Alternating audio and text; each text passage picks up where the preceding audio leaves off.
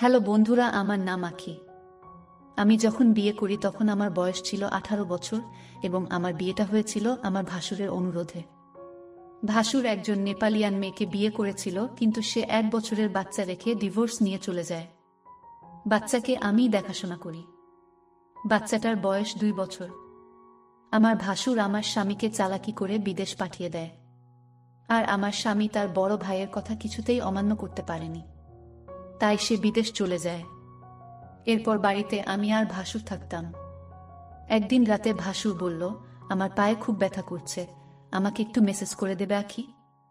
আমি বুঝতে পারছিলাম এটা ভাসুরের মিথ্যে অভিনয়, তবুও আমি ভাসুরের চিৎকার শুনে আমি তার পায়ে ম্যাসাজ করতে গেলাম। তারপর ভাসুর দরজা লক করে দিল। এরপর আমার সাথে যা ঘটেছিল তা শুনলে তোমাদের পানি চলে আসবে। আমি ঢাকার শহরে স্বামী শাশুড়ি ভাসুরের সাথে থাকি।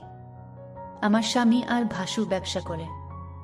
শাশুড়ি প্রায় আমেরিকায় থাকতে যান তার বড় মেয়ের কাছে। এখন মূল সমস্যাটা বলি। আমার স্বামী আমাকে নিজে পছন্দ করে বিয়ে করতে চেয়েছিল, কিন্তু আমাদের পরিবারের সাথে তাদের আর্থিক অবস্থা মেলে না। আমরা মধ্যবিত্ত, তারা ধনী বলে কেউ রাজি ছিল না। তখন আমার ভাসুর সবাইকে রাজি করান, তবে আমার প্রতি তার অনুরোধ ছিল যেন ওনার বাচ্চাকে আমি দেখাশোনা করি। একদিন দুপুরে বাসায় আমি আর বাচ্চা ছিলাম। বাচ্চাকে বিছানায় শুয়ে আমি বাথরুমে গোসল করতে যাই। বাচ্চাকে যেহেতু রুমে একা, তাই ওকে দেখে রাখার জন্য আমি বাথরুমের দরজা খুলে রাখি। ভাসুক তখন বাইরে আর শাশুড়ি আমেরিকায়। আমার স্বামীর কাছে বাসার চাবি থাকে। এ সময় দরজায় শব্দ পাই আর আমি ভেবেছিলাম আমার স্বামী এসেছে, কারণ চাবিটা ওর কাছেই ছিল। কিন্তু ভাসুরকে দেখে হঠাৎ আমার রুমে ঢুকে পড়তে। বাচ্চাকে তখন কিছুটা কান্না করছিল, তাই মনে হয় বাচ্চার শব্দে এসেছে। এসে উনি বাথরুমে ঢুকে পড়ে। আমি অবাক হয়ে গেলাম। কেউ না বলে হঠাৎ এভাবে বাথরুমে ঢুকে পড়ে। আমি তাকে কিছুই বলতে পারিনি। ভাসুর তখন বলছিল, সরি, আমি জানিতাম না তুমি বাথরুমে ছিলে। এদিনের ঘটনার পর থেকেই ভাসুরের চোখে আমি এক অন্যরকম দৃষ্টি দেখি। দৃষ্টিতে জানি কেমন আমার মোটেও ভালো লাগে না। মনে হয় উনি আমার দিকে তাকিয়ে অনেক কিছু ভাবছেন। আমাকে উনি নাম ধরে ডাকতেন, কিন্তু এখন ডাকার ধরনটাও কেমন যেন হয়ে গেছে। এই ঘটনার পর থেকে প্রায় প্রতিদিনই দুপুরে উনি বাসায় চলে আসেন, কিন্তু আগে প্রয়োজন ছাড়া কখনো বাসায় আসতেন না। এই সময় আমার স্বামী থাকে প্রতিষ্ঠানের অফিসে। অফিসে কাজ না থাকলেও আমার স্বামীকে কোনো এক কাজে লাগিয়ে উনি বাসায় আসতেন। শুধু বাসায় থাকলে সমস্যা ছিল না, কিন্তু বাচ্চার কাছে থাকার অজুহাতে উনি আমার ঘরে পড়ে থাকেন আর অদ্ভুতভাবে তাকান। বাচ্চার জন্য আমিও বেশি দূরে সরতে পারি না।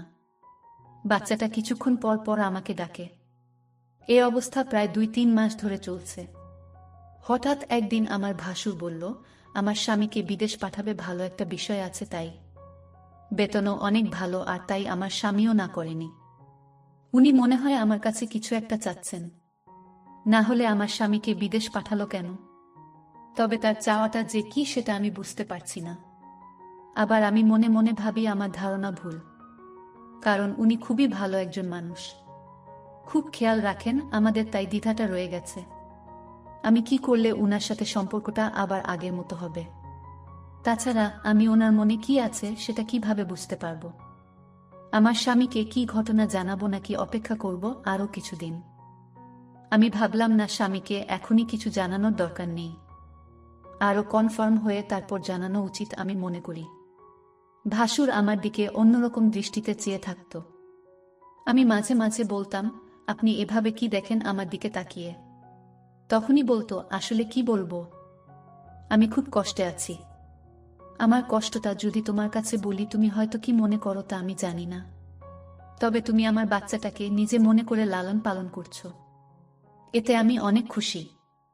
সত্যিকার অর্থে তুমি একজন ভালো ঘরের মেয়ে, কারণ এখনকার যুগের মেয়েরা তার নিজের সন্তানের প্রতি এতটা যত্ন নেয় না যতটা তুমি আমার বাচ্চাটার জন্য করছো।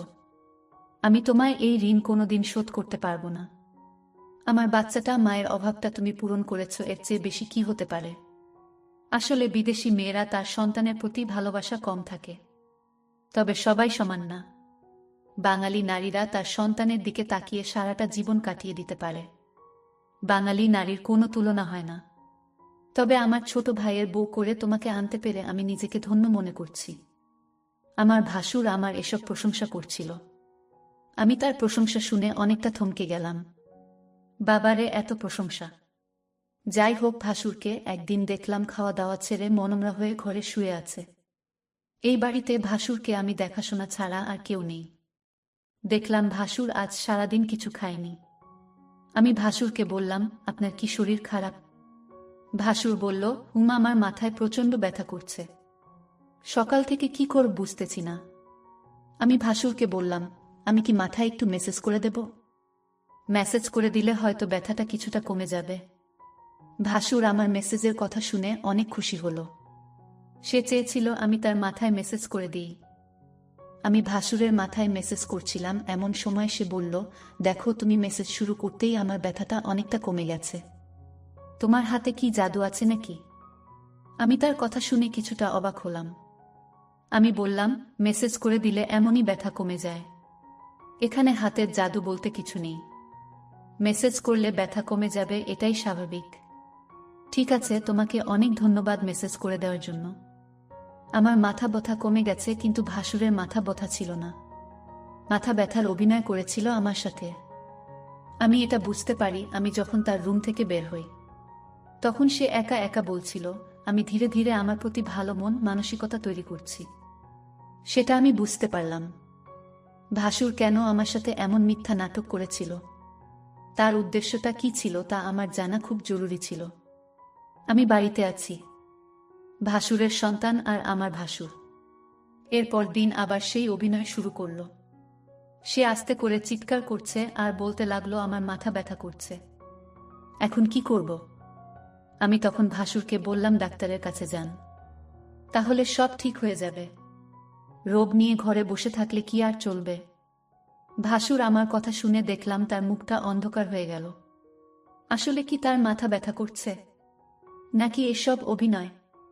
আমি তার হাবভাব কিছুই বুঝতেছি না। আমি ভাসুরকে বললাম, চলুন আজ আপনাকে ডাক্তারের কাছে নিয়ে যাই। ভাসুর বলল, তুমি একটু মেসেজ করে দিলেই তো মাথা ব্যথা কমে যায়, তাহলে শুধু শুধু কষ্ট করে কেন ডাক্তারের কাছে যাওয়া লাগবে কেন? আমি ভাসুরের কথা শুনে কিছুটা অবাক হলাম। সে চায় আমি তার মাথায় মেসেজ করে দিই। আসলে সে কি চায় সেটা আমার জানতে হবে।